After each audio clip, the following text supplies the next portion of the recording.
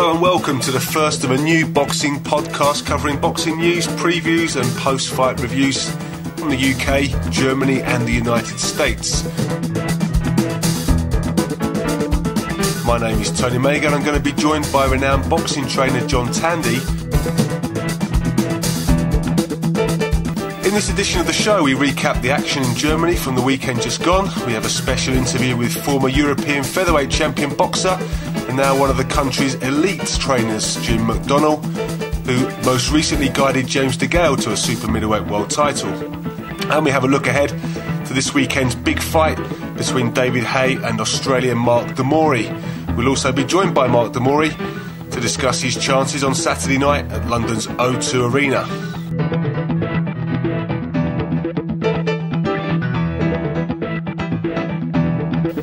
Italy's got a new world champion, the first world champion of the year, John. It's Giovanni de Carolis, rematch with Vincent Feigenbutz, and, well, he stopped him in the 11th round. We both watched it.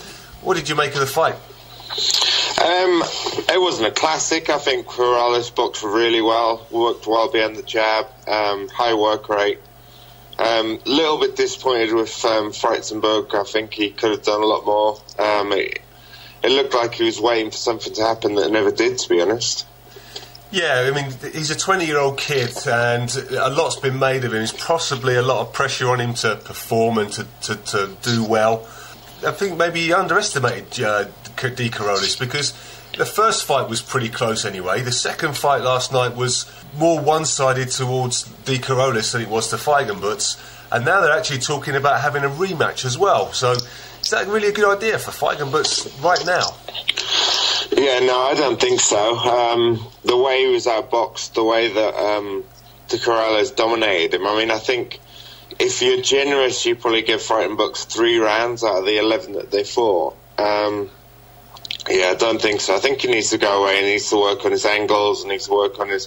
to be honest, it looked a little bit like Arthur Abrahams, the way he used to fight, but Arthur Abrahams used to come on very strong in the second half of the fight. Yeah. But you just didn't see that. You didn't see him pushing it. You didn't see him pushing the pace. Even when De Carolis seemed to tire sort of after round 7 and 8, he didn't really push on. He didn't really push on and try and get into the fight.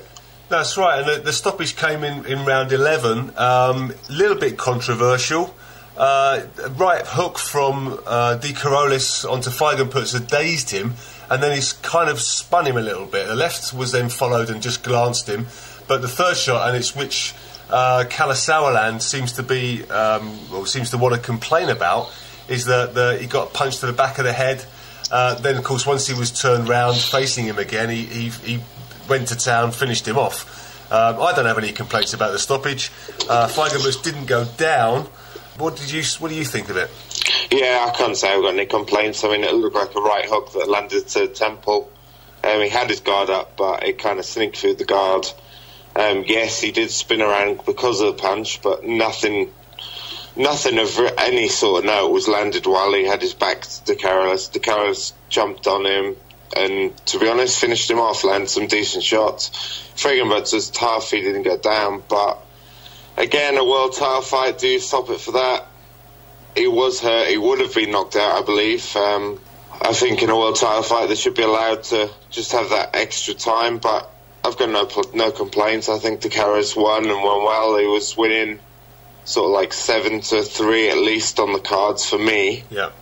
So he deserved to win, and he just finished off in style, really. Absolutely. Nobody will take that away from De Carolis. He did deserve to win. For me, I think generously I'd be giving Feigenbutz 2, maybe 3 rounds, but no doubt Carolis was up. There's only 1 round left, so not such a big scandal this time. But where does Carolis go from here now? He's a world champion, super middleweight. He's got the WBA regular belt. It's Chudinov with the super title. What would, obviously they want to take the rematch, but what other options has De Carolis got? To be honest, I think he's got to go for the money fight now. I think he's got to go for who's going to pay him the most. Abraham? Yeah, Abraham, Callum Smith, maybe in England. I don't know what. Eddie Hearn might have to dig deep in his pockets for it. Mm-hmm. But yeah, no, he's not he's not going to be one of the great world champions. He's not going to have a lot of defences, in my opinion. He's a decent boxer, but he's very good at everything, but not brilliant at anything. Yeah.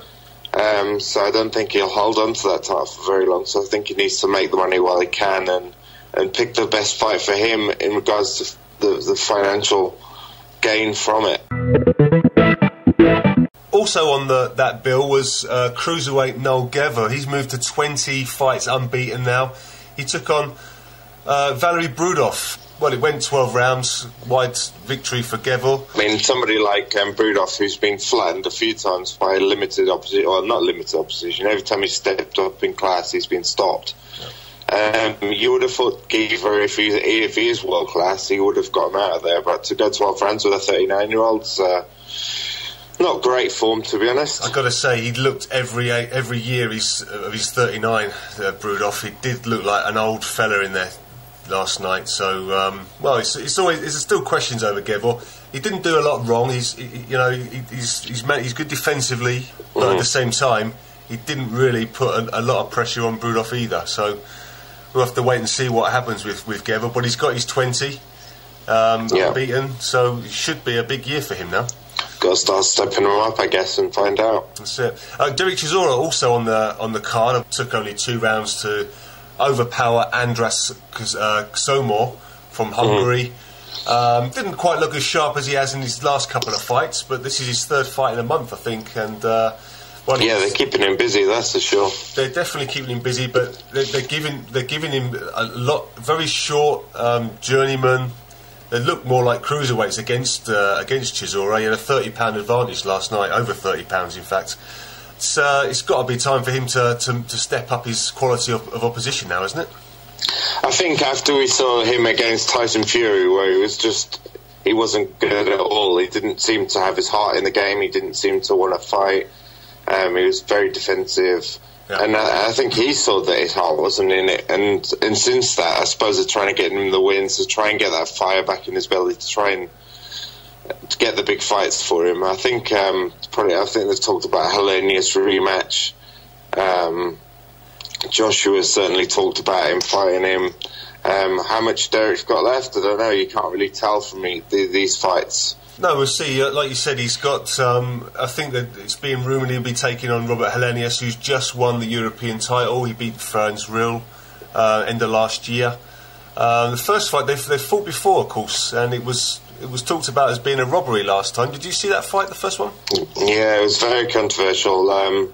Derek boxed his socks off. He went out there with the fire in his belly, and he wanted to win, and boxed really well. I thought he'd won the fight. Obviously, again, when you leave it to the judges, it's going to be debatable, especially with a hometown guy. But I think for me, if you went in with Joshua or you went in with Helenius, I think Helenius is probably his best bet, because I think he could really get up for that fight, because in his heart he probably believes he's beaten him before. Okay, well, there wasn't a lot of boxing going on last night. It was really, from my point of view, in being over in Germany, 2 German events were on last night. Nothing else in the UK, nothing of note in the US. The second the second event, which was broadcast last night, was from Berlin. It was an SES promotion, and it had heavyweight Michael Wallisch topping the bill. Now, we did watch that fight, or we did start to watch it, but being late at night, it really put us to sleep, to be fair, didn't it? Yeah, it did. I mean, it was pretty poor, to be honest. I mean, for me, Wallisch was overstepping his jab a lot, killing his range with his right hand, but he was just holding a lot. He was getting held a lot. It was, it wasn't great to watch. Yeah, he was fighting Ivica Bakarin, a very limited fighter himself. Looked a lot smaller than Wallisch, and I think at 15-0, you expected Wallisch to try and make a statement in this fight, but he was upright, standing upright, leaning back, like you said, on his back leg a lot, and didn't really seem up for it at all. No, but I mean, maybe it was an exercise to get the 12 rounds under his belt, to get the rounds in, but it it wasn't a good statement for a main event of a card for him to just toddle around with a journeyman, to be honest. Well, the main event maybe let the fans down a little bit, but the undercard with Robin Krasniqi against Carolis at super middleweight was an absolute fantastic fight. Non-stop action for 8 rounds, and Krasniqi just edged it. I think he was a bit lucky. He definitely didn't dominate the fight in any way. Carolis, great head movement, really took it to Krasniqi, made him work all night long. It was a really good fight. And he won the fight. Krasniqi won the fight by a couple of rounds on the judges' cards. But being dominated yet again, I mean, Darius Sek gave him a similar fight just over a year ago. At super middleweight, he looks, he's really boiled himself down. Not sure where he really can go from here. No, I mean, I agree with the weight. I mean, I think we spoke about it as well, the fact that he looked really drained on the scales. To still be able to fight 8 good rounds when you've got that weight deficit, I mean, that might be taking a lot out of him, but at the end of the day, I mean, he needs to be competing a lot better against guys like that. He needs to be winning a lot more comfortable if he is looking for another world title shot. I mean, I think he's had 2 now. Yeah. He's had 2 at light heavyweight, and he's looking now for a shot at super middle. He just doesn't look strong enough for me at super middle. He looked stronger at light heavy, and I just don't think he can really cut it with the top guys at super middle. I think they'll be quicker, and you'd be surprised that although the weight advantage at light heavyweight, the super middleweight's power is still very good because of the extra speed. Yep. And I don't think he'll be able to deal with it, to be honest, especially the way he boxed last night. Okay. The other title fight on that bill was Jan Mayger against Zlablok Szabo. That was for a WBO youth world title. That was fought to a draw at middleweight. Maybe that will happen again, I don't know. But that's the roundup of the German boxing from this weekend. John, this weekend in London is a big fight. David Haye's return against Australian Mark de Mori at the O2 Arena. It's going to be screened live on Dave. They're not giving de Mori much of a chance. What about yourself? To be honest, I have to go with him. De Mori's got a great record, and I think that's the only thing that's selling the fight. Having watched him box, he carries his left hand very low. His hand speed's not bad. He's obviously a tough kid. He's won 21 in a row. But I think with Dave's punch and power and boxing ability, I just think he'll work around that, and I think maybe a lead hook right hand might finish it early for him. Is it just going to be a big slugfest? I think if de Mori wants to stand a chance, I don't think he wants to get into a slugfest with David. I think David's obviously been out of the ring for 4 years now. He's had a serious operation. He's pulled out of 3 fights. I think he had a fight listed with Manuel Chai. He's had 2 with Tyson Fury that he's pulled out of due to injury. But they do say that the power's the last thing to go. So, I mean, if de Mori wants to stand there toe, he's risking the fact that David Haye's still got the power. He's obviously still had a great left hook back in the day. So I think Derek Chisora could probably clarify that one. So yeah, I wouldn't think it would be the best tactics for de Mori to stand toe. I think if de Mori's got a chance, he's got to try and move and try and make the old man move. Yeah, that's an interesting point. I mean, David Haye's, I think looking at his record, he's only fought 4 times in the last 6 years since winning his heavyweight world title. By contrast, de Mori's had 14. Of course, the level of opposition is obviously slightly better for David, but is that going to play a part at all in it? Just the level of activity or inactivity? I think it's like Jim McDonnell did. If you ever look at him, he had 7 years out. He came back and he fought pretty much a journeyman and lost. Ricky Hatton had, I think, 4 years out, came back, fought Chinchenko and lost. So it's not unknown for these guys to beat these top guys. I mean, David's been around a decent length of time. He was a very good amateur. He won the cruiserweight title. He won a heavyweight title.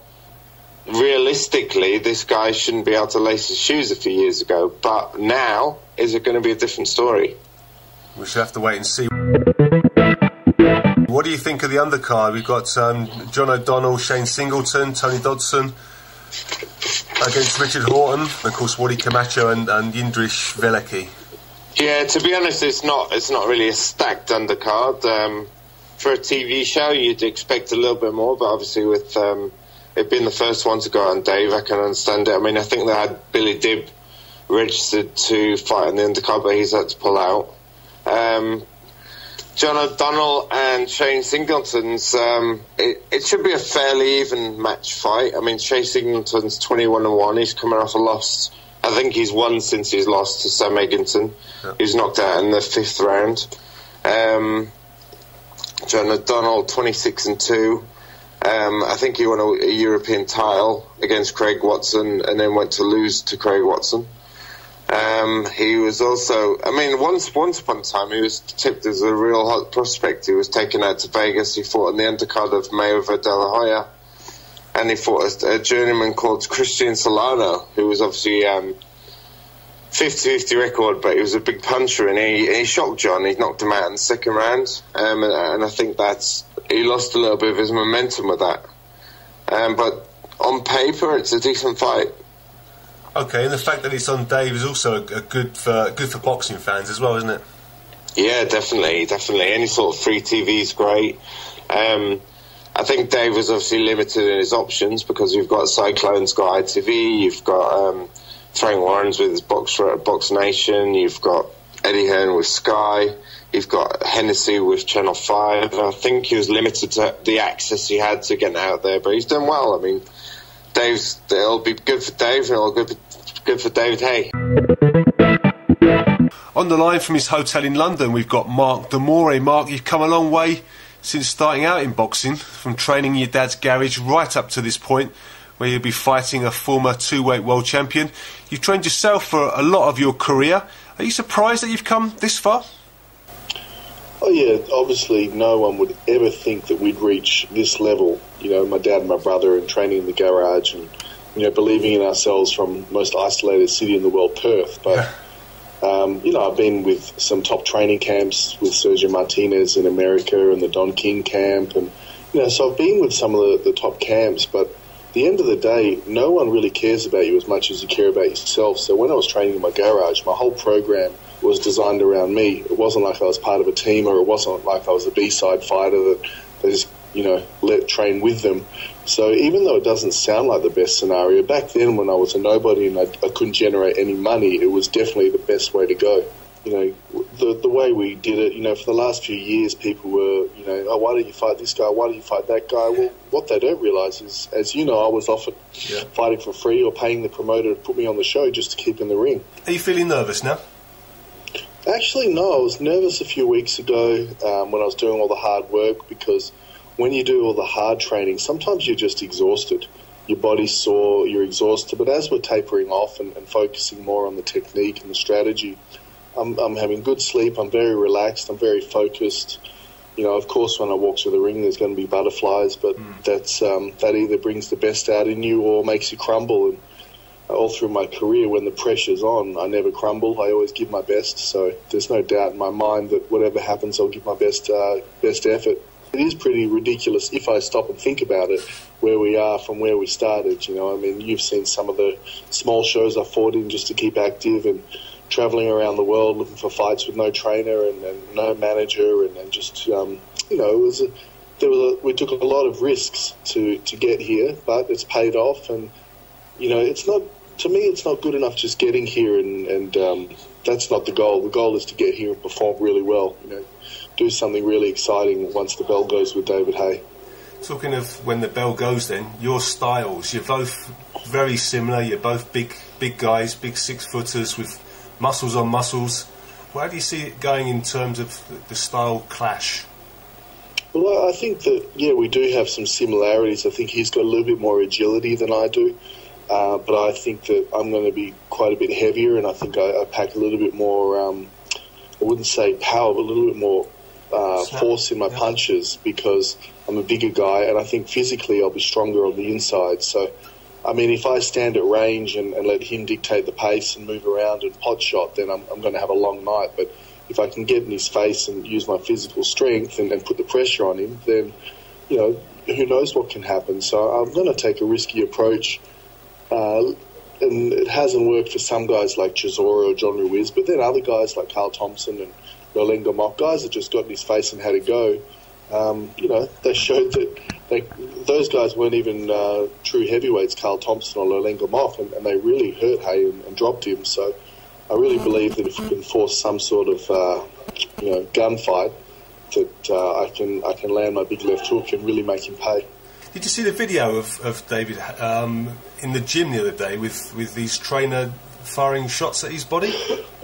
Yeah, look, I'm not sure if that was just for show or they actually do that, but I've had trainers do that with me, and the only research I could ever find on that was that it doesn't really do anything, but it can cause internal bleeding if you do it too hard. So, I mean, I'm sure David Haye's mentally strong enough. He doesn't need his trainer smacking him in the ribs, preparing him for anything. So I wouldn't read too much into that other than a little bit of showmanship.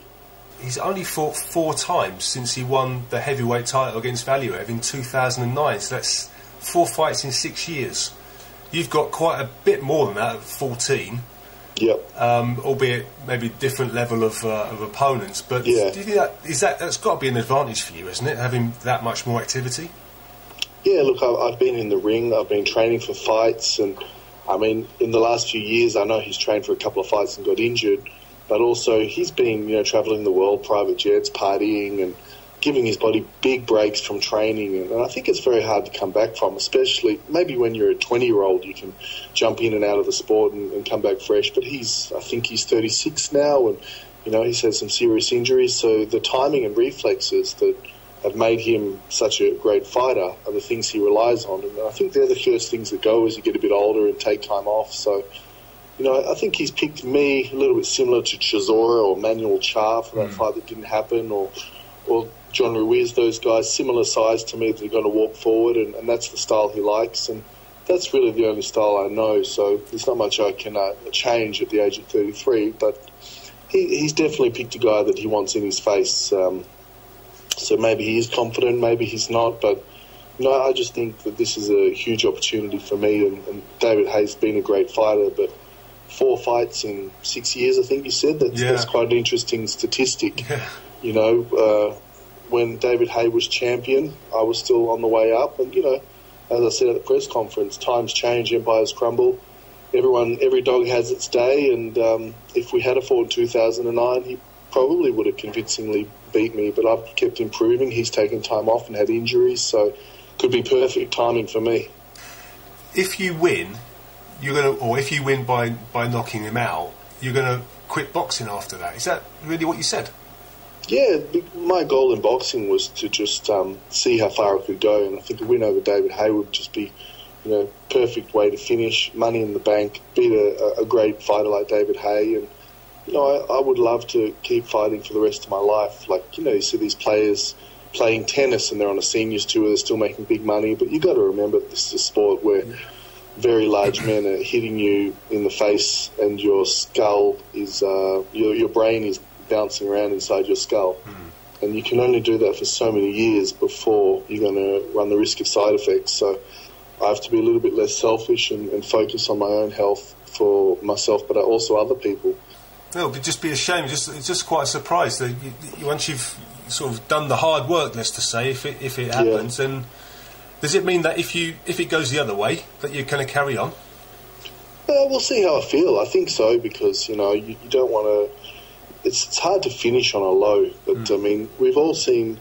I mean, how many top heavyweight champions continue and finish at the top? I mean, Lennox Lewis and Rocky Marciano were probably 2 of the intelligent ones that finished at the peak, but 99.9% wait till they're being absolutely destroyed and they've got nothing left. So you've got to pick a time and a moment, and even the great thing now is with the bigger money coming, is I can afford to take time off and come back and rest my body and things like that. So I just think we'll see how I feel, but right now I'm just focused on the fight. What happens after, you know, I can't say for sure, but I think boxing fans sometimes get a shock when a guy decides he's not going to box anymore, because they forget that that's not the only thing in a boxer's life. I mean, for some guys, that's all they know. They grow up in training camps and they're in, let's say you're an American, you're in the American team and you're traveling the world, then you turn pro and you're in training camps all your life and all of a sudden it stops. You don't know what to do with yourself. But I've got a lot of things I'd like to do and achieve outside of boxing. And, the minute boxing isn't my complete focus, it becomes dangerous. Great stuff. All right, thanks, Tony. Cheers, Mark. See you later, mate. Bye. Let's have your prediction then, John. What do you think? How do you think it's going to turn out? Haye de Mori. If it was a Haye of old, I think first round knockout. I think if he's 70%, it'll be 3 rounds or less. Any less than that, I might go a little bit further, but I just can't see de Mori having a chance. I'm not quite so sure I agree with you. I mean, I think de Mori's good enough and he's trained well enough to take it into the later rounds, and that'll be good for fans, good for David if you give him a chance to improve himself, but also for de Mori, who's obviously fancies the upset. He hasn't come here just to be a punching bag. I think he really will go out and try and win this fight and put his name on the map. So I hope so. I mean, he's obviously, I think he's 21 wins in a row. So obviously he's going to be confident. I don't know. I just think David's just fought at so much higher level and fought so much better people and knocked out so much better people. I just think it's de Mori. No disregard to him, but he's an opponent with a good record. It's maybe not a huge test. Great stuff. Well, we'll see you on Saturday then, John. Okay. Also next weekend at Barclays Centre in New York, world champion, WBC world champion Deontay Wilder takes on Artur Szpilka, and heavyweights Charles Martin and Vyacheslav Glazkov also go head-to-head for the IBF world title, which was stripped from Tyson Fury. Yeah, no, a little bit of controversy in regards to the way it was stripped from Tyson Fury, but from what I hear, the camp were on the understanding that if they did win the fight, they would have to defend the IBF within 90 days. So it was justified that it was taken away from him. We'll talk about the main event first. Obviously, Deontay Wilder against Artur Szpilka. I think with Wilder, the problem with Wilder is that he didn't get the rounds in early. He had so many early knockouts. He never really learned the game. They tried. I mean, he was putting guys with like Malik Scott, who was decent, tough, and he flattened him in the first round. So he just wasn't getting them rounds in. So when he actually won a world title and he beat Stavern for the WBC title, it was kind of a learning curve in the world title itself, and he's still learning now. So I can kind of understand them putting him in with limited opposition, but I think that's only going to last so long before they start demanding good opponents. Artur Szpilka's nothing crazy. I mean, he beat Thomas Adamek, a heavyweight who's obviously made his name at light heavyweight. He's known for some decent fights for Mike Mullo. Mike Mullo's basically a cruiserweight as well. I think Szpilka was knocked down 3 times in total in their 2 fights. He came back and won both, but being knocked down by somebody like Mullo, who's a very small heavyweight, who's not regarded as a huge puncher, and now going in with a giant in Wilder, 6'7" of muscle and a proven big puncher, I'm not sure it's going to last very long. Yeah, he's only lost once before as Szpilka. It's a defeat to Brian Jennings in 2014. It was a TK last round, or the 10th round TKO in a 10th round fight. But since then, he's gone and had 4 wins. Thomas Adamek, he's beaten Ty Cobb, Manuel Quesada, and Yasmini Consaguera. Not really standout opposition, are they? Not really. You wouldn't say he's in line for a world title, but obviously with these when you've got a voluntary defence, you can kind of pick and choose. And as I said, I think they're trying to get Wilder some rounds and get him to learn, but I'm not sure this is the opponent they're going to use to get some rounds in. It might be a quick one for him. Okay, and the other fight on the same card be shown on Showtime in the States. Charles Martin and Vyacheslav Glazkov. Neither have been defeated. Both have a draw. Similar records: 22 wins for Martin, 21 for Glazkov. It's a 12-round fight of the IBF World Heavyweight title. How do you see this one going? What are the strengths of Charles Martin? Because he's probably not really he's not really out there, is he? Not many people have heard of him. No, not at all, and he hasn't got the experience for 22-0, really. I mean, it's like it's going back to Wilder again. Wilder had 31, 32 fights, all by knockout, and didn't really have the experience to hold the world heavyweight title. Has he got the backing to be able to fight easier opponents once he wins it? I don't know. The IBF are normally quite strict in regards to who they put in front of you. But I mean, if you look at his record, it's pretty limited. I mean, he had a draw with Alvaro Morales, who's 6-12. He had a couple of first-round wins. Tom Dallas, who's kind of went down the pan a little bit after looking quite good. So I think it's going to be very difficult for him. I don't think it's the right time in their careers. Obviously, you're never going to turn down a world title fight. But it's going to be very difficult for the winner of this, who they're going to fight next and how they're going to be able to hang on to that title. Glazkov has got wins over... His last win was a knockout, 4th round over Kirsten Manswell. But he's beaten Steve Cunningham. He's beaten Adam Eck. Just looking down the list of fights he's had, he's got a win... he's got a draw with Malik Scott. A win over Tor Hamer, who won the heavyweight prize fighter back in the UK. Yeah. Remember that one? Yeah, I like Tor. Tor was a good fighter. Mentally he wasn't there, but he was a good fighter. I think he's got a win over Derek Rossi as well, albeit by a majority decision. Mm-hmm. Again, it's the kind of building fights that you need, and then you need a couple of good fights, and then you go for the world title. Again, if he wins this, can you really see him holding on to that title for very long? I mean, again, nothing against them. They're 22-0, 21-0 respectively, but you need to be ready. You need to have had 21 good fights. It's at least 4 or 5 good fights against good opposition. I mean, he's been, as I said, Glazkov's been barely beaten. The likes of Adam Eck, his draw with Malik Scott. They're good guys, but they're not world class. You've got to be beating them guys fairly comfortably. And with Martin as well, he hasn't even stepped up to that level yet. I suppose we should also mention on the heavyweight scene at the moment still, Kubrat Pulev is looking to get another world title shot. Malik Scott's still up there in the mix. Joseph Parker's coming on strong. Young Joseph Parker, just 24 years old, unbeaten, looking very, very good at the moment. So there's yes, he is. Yeah. Oh, and Alexander Povetkin, don't forget, former world champion and former regular world champion, and also highly ranked, still up there looking for another world title shot. Only lost once to Klitschko. I think you have to criticise the IBF a little bit, because I think in over the time they've always been the IBF champion's always been a real champion. And I think with these two guys, they've been a little bit lucky with this fight, and it's probably going to be a decent fight on paper between the two because they're evenly matched. But you have to question: are they really a world champion, and what can they do from that? And I think it will be lining up to try and get a defence from them. So they might make the money. The winner will make the money from the first defence, but I can't see them getting through that first defence. Okay. Also, next weekend was just worth a quick mention. Matt Korobov is in action again in Dallas in the USA, fighting at middleweight. His first fight back since losing his title. He didn't have the title, did he? It was a vacant title, wasn't it?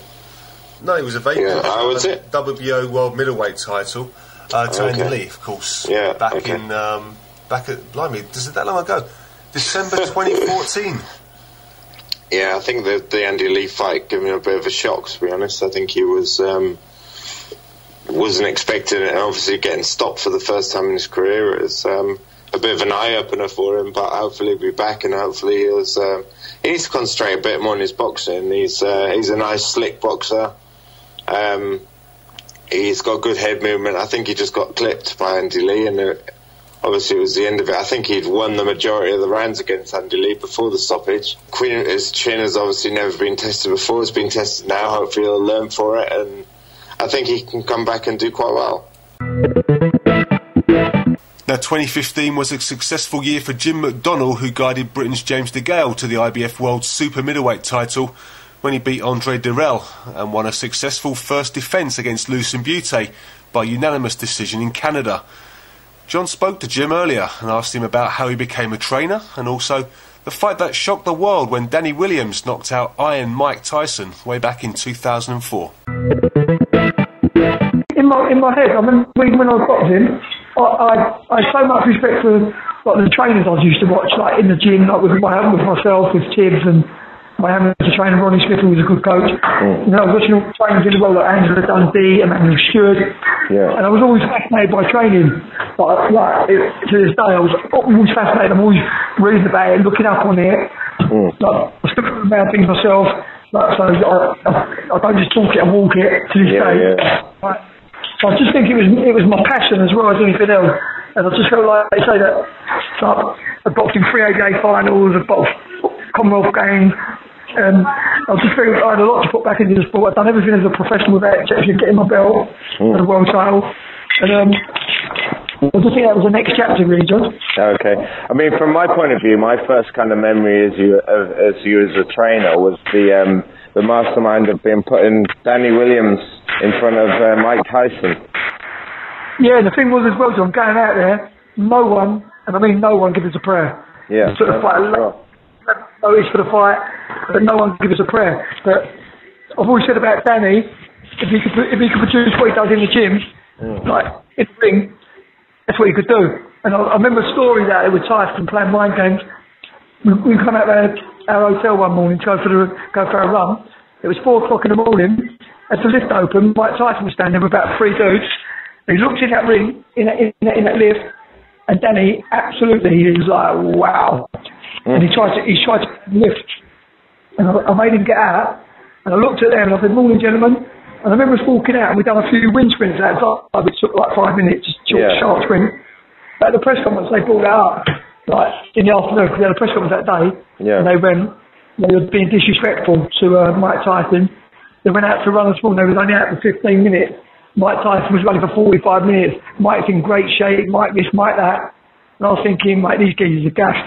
And the great thing, I told you the story about having Clifford, the Rhino, Etienne, sparring partner. And he cut every day. And all I told him you got to do is 2 rounds. Because I knew Tyson was destructive, especially for 2 rounds, all these early knockouts.